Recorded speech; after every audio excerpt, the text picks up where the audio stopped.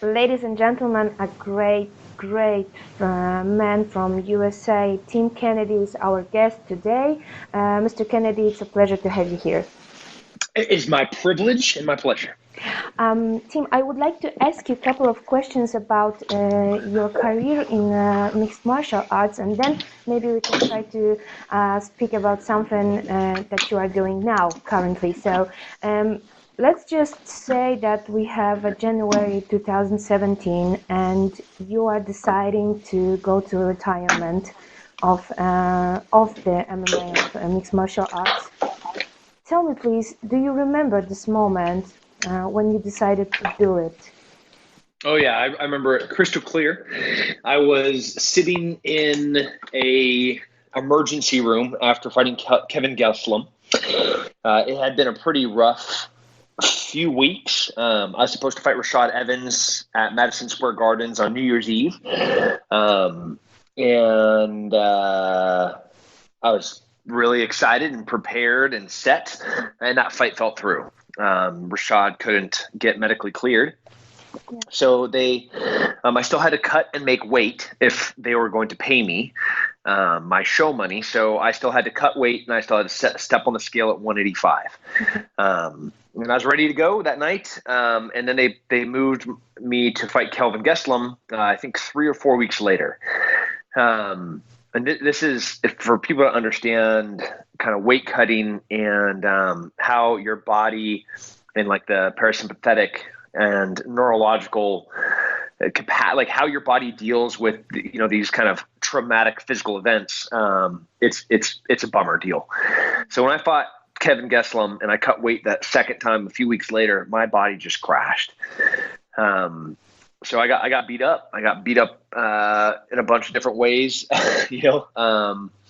and I'm sitting in the emergency room, and Canada has pretty rough healthcare. So I had been sitting in this emergency room for like 10 hours just waiting to get stitches. And we're debating or trying to figure out, should we just leave? Talking to my friend Nick Palmisano, and I was like, hey man, that was my last fight. It's been a great career. Would have loved to have been middleweight champion, but ultimately we are done with this fighting thing. And then right then and there, we just started working on what we started writing the retirement note, the announcement right then and there in the emergency room. I remember this announcement in your social medias, and I also find a couple of words that you wrote there in this time. You wrote, I felt tired for the first time ever in a fight. My brain knew what to do, but my body didn't respond. Yep. What is the feeling for a guy who is always active, who loves to fight, and who knows how to fight, and who is always prepared to fight in a cage or beside the cage, and then you go to fighting, you start to fighting, and you have problems with your body? It's not unusual for you. Yeah, it was very unusual, and it was a feeling of helplessness. It was. I know what is supposed to be happening. I remember looking at Kelvin, grappling with him and being like, man, I am going to tear this kid apart. And then being tired and feeling him as if we were in a sprint in a race, slowly pull away. And the only word I can use to describe it is helplessness, where I know what's supposed to happen. I know, what I'm supposed to be doing at this moment, and my body just wasn't doing it. Whether it was the weight cut or whether it was Kelvin being a better fighter or it not being my night, whatever the reason was, it was an infuriating and frustrating feeling that is horrible to experience in an octagon where somebody's trying to knock you out. You wrote also then, I've watched other fighters arrive here. I watched other fighters pretend they weren't here. I will not be one of them. What do you mean by that? So everybody reaches that crossroad where they're trying to decide what they're going to do next. I was already doing what I was going to be doing next. I was already running businesses. I already sit on the board of a couple of the businesses that I own. I'm still in the military. I was already doing television. So I think people reach this point in their career where they have to make the decision, am I going to continue fighting? And then they try to milk their body and the promotion for as long as they can. I just wanted to be world champion. I just wanted to be the best fighter on the planet. And that night, it was clear that for whatever the reasons were, it was going to be a really difficult and long road to the championship if I wanted to continue down that path, and maybe not ever attainable. Up to that night, I believed I could have fought anybody, on New Year's Eve 2016, when I was supposed to fight Rashad Evans. You could have put any middleweight in the world in that octagon, and I would have beat them, and I would have been the world champion. A few weeks later, all of that changed, and I didn't want to fight in a sport that I wasn't going to be the best in the world. Okay, I understand that. And after 2 years from the retirement, do you regret this decision? Do you think that you could do something else, maybe try to train and maybe do something else better than then? No. Of course I miss fighting. I'm tempted all the time to come back and compete. I'm competing in grappling. I'm competing in shooting competitions. But everybody can have a sense of confidence that retirement is final. There is finality to the things that I do. I'm a person of purpose and singular driven focus.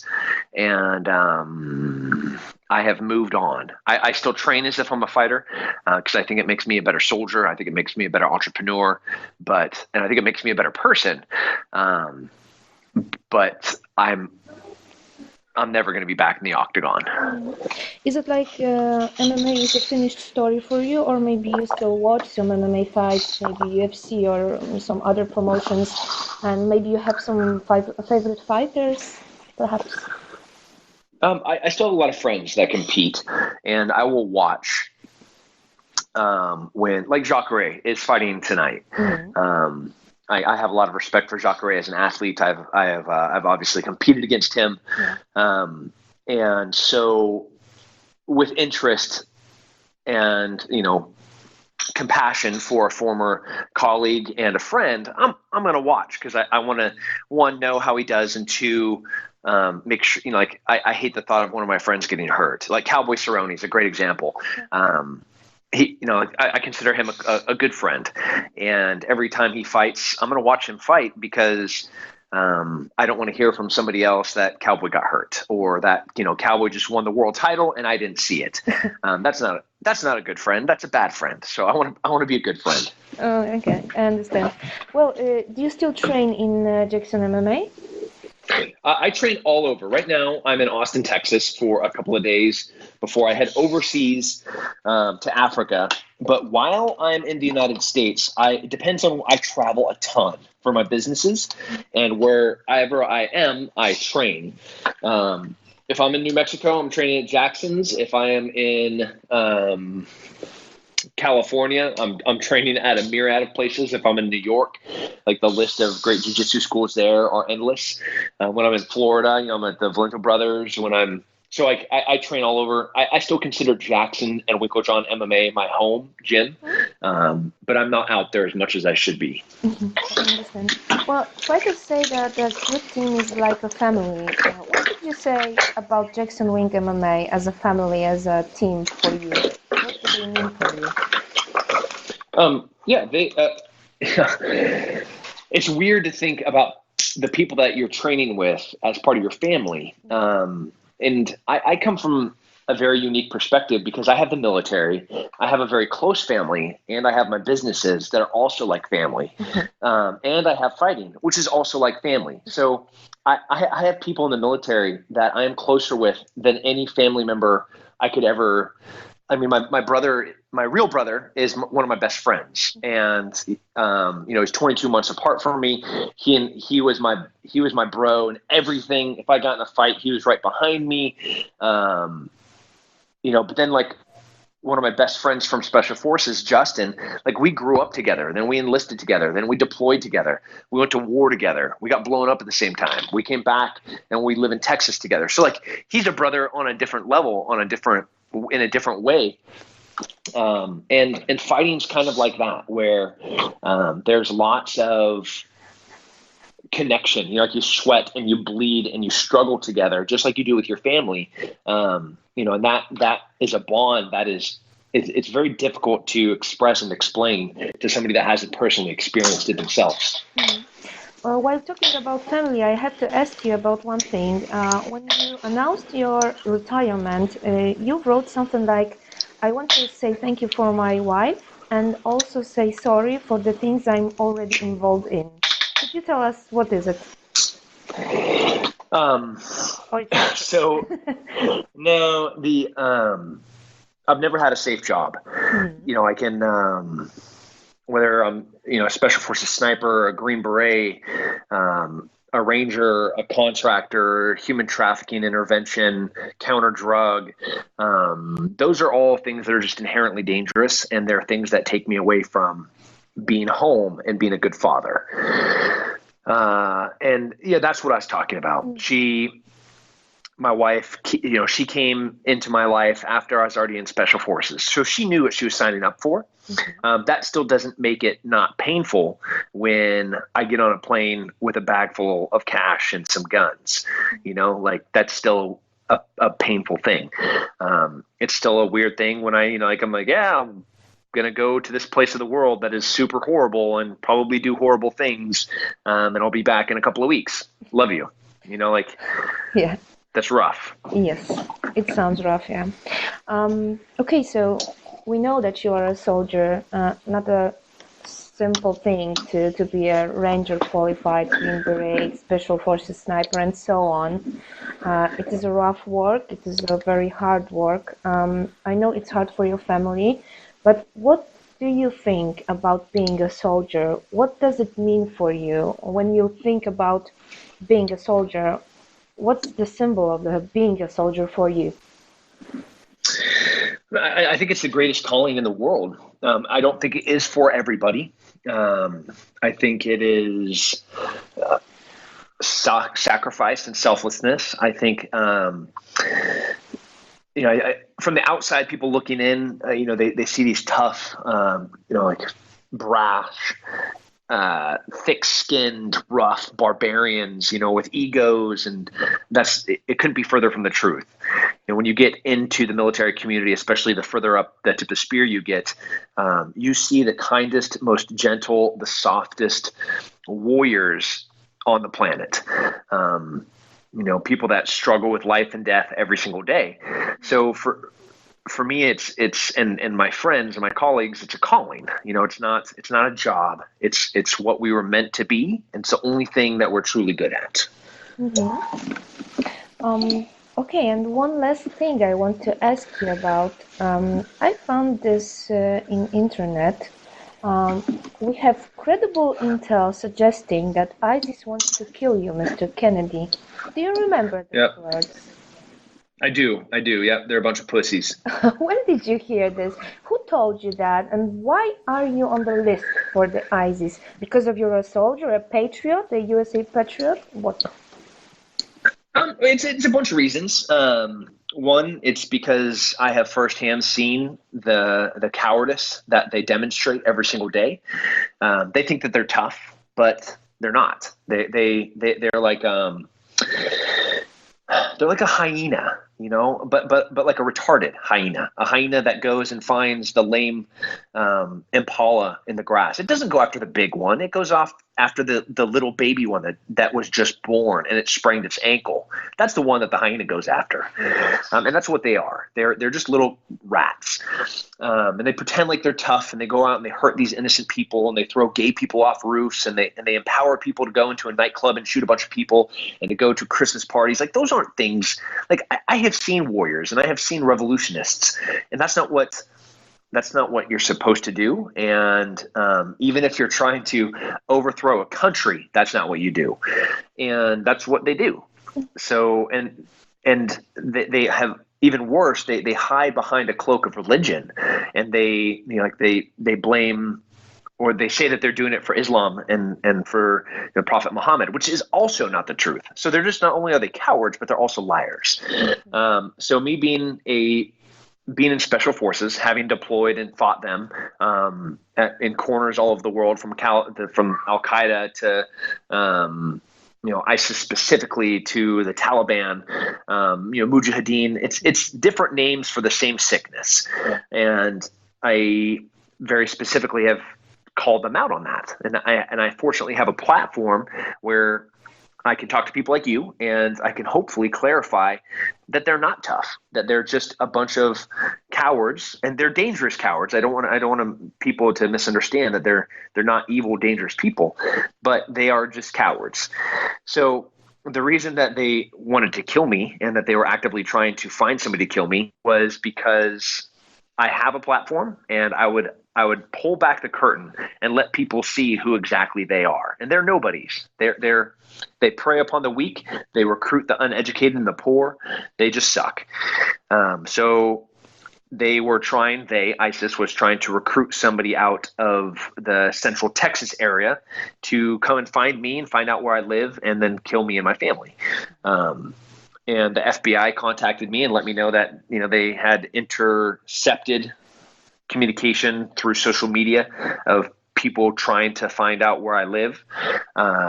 And they let me know that this was a credible threat. And I said, I don't care. They can send whoever they want. Just they need to know that they're never going to get them back, because I'm going to kill them all. And, I still stand by that. Mm-hmm. Could you tell us, please, do you think that everybody should have right to be in a possession of a gun, to having a pistol to defend himself? I think that everybody has a right to protect themselves and their family. Is that something that should be a right for everyone in the world? Absolutely. You should have a right to protect what is you and yours. The government should also fear its people.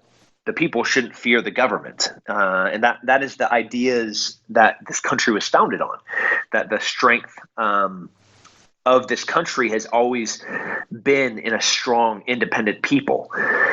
And so I truly believe that from the intent and the spirit of the way the Constitution was written, that was the intent of the founding fathers. And I believe that specifically for the United States, I'm not going to tell, you can go to anywhere in the world and live there for that reason. But here in the United States, that's what this country was founded on.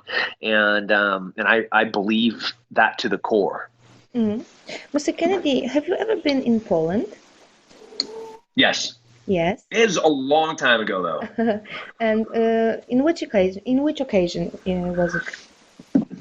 It was a JSET, which is a joint combined exercise for training. Uh-huh. That's where the Army sends some people to a place to train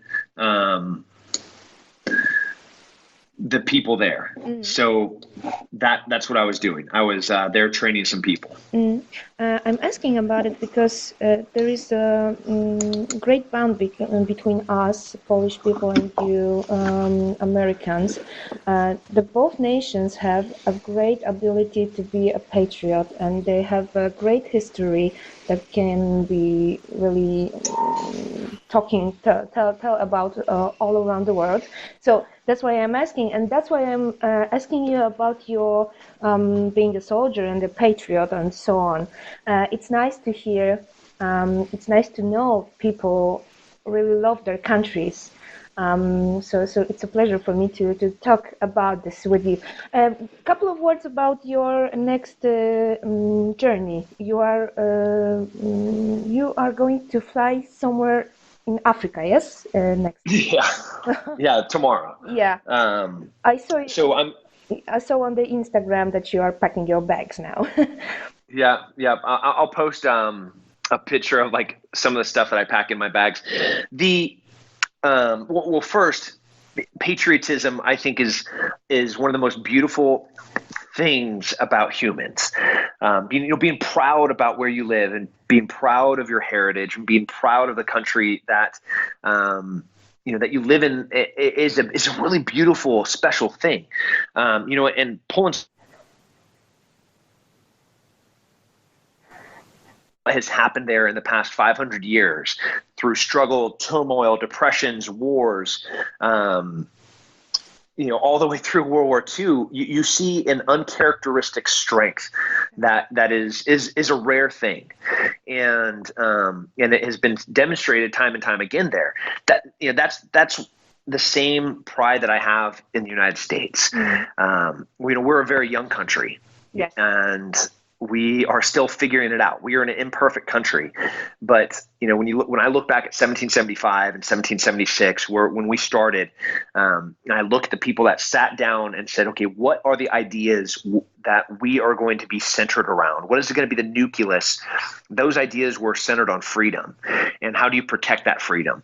And that was the Constitution. And our Constitution, although not unique, is a living, breathing document that changes. And when I went into the military, it was to protect the Constitution, and that hasn't changed. So I'm nodding to you and to your country because you very similarly have demonstrated time and time again what it looks like to be a strong, independent country through imperfection. And that takes a lot of struggle, and for us too. That's why I'm leaving again tomorrow. So I'm hopping on a plane. I'm going. So Africa is now kind of the new Middle East in the sense that there's a lot of terrorism. So we are trying to have a very felt presence, not just militarily, but also diplomatically and in ways of prevention, where we are helping with schools and we are helping with hospitals and we are helping with infrastructure. So that entire continent, and it is huge. I mean, Africa, nobody, until you have been, from Libya all the way to Morocco, and then Morocco all the way, into like Nigeria. So that's like northeast, northwest, central, and then go over into the jungle and find gorillas in the rainforest, and then go down into the Sahara, and then drop down into South Africa. I mean, the place is just giant. So it takes a lot of effort, manpower that we don't have, because we are still fighting in Iraq and Afghanistan, and the Philippines and South America. And so we are spread thin, but it is a beautiful place that I think can still be saved. It sounds weird that I'm talking about saving Africa, but it is on a trajectory. Yeah, it's a dangerous direction that it's headed. Radical Islam is specifically poaching and trying to recruit from the poor villages, and it's a sad path. It's a path that ends in pain. It's a path that ends in death. But at the time when somebody comes in and says, "Oh, I'll pay for your wedding," or like I'm gonna build you guys a well. And it seems so sweet and it seems so helpful. You're like, oh, that's great. But all they're doing is trying to get control of that little place. And it's, because being on the outside looking in and having a big picture, I get to see the first time a group of radicalists go into a village, and then a year later, what that village looks like. And it's, I wish I could just take this, side-by-side comparison photographs and be like, hey guys, look at what happens when you let these people into your lives.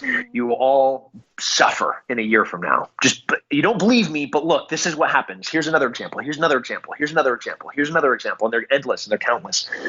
So we are trying to prevent that from happening. And that's what my job is. Mr. Kennedy, do you think about being a politician in next 5-10 years, maybe? No. No. No. Answer. Okay, no. Yeah. No, absolutely not. Why? Why? So, I think I'm a really good. I think I'm a good person. I'm ethical. I have a set of values that I really try and obey. Like I've subscribed to these ideas of protecting the weak and the innocent and the pure. But I'm imperfect. So I say that because to be good at my job, to be good as a special forces, special operations kind of forward deployed person, you do a lot of things in a gray area.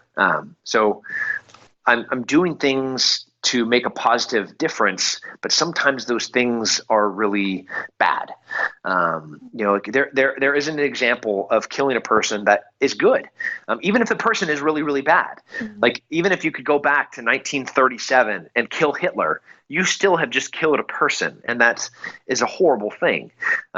Yes, we could have saved genocide, and we could have saved maybe 12 million Jews, and we could have saved all of Europe from 40, 50 million deaths, but it's still murder.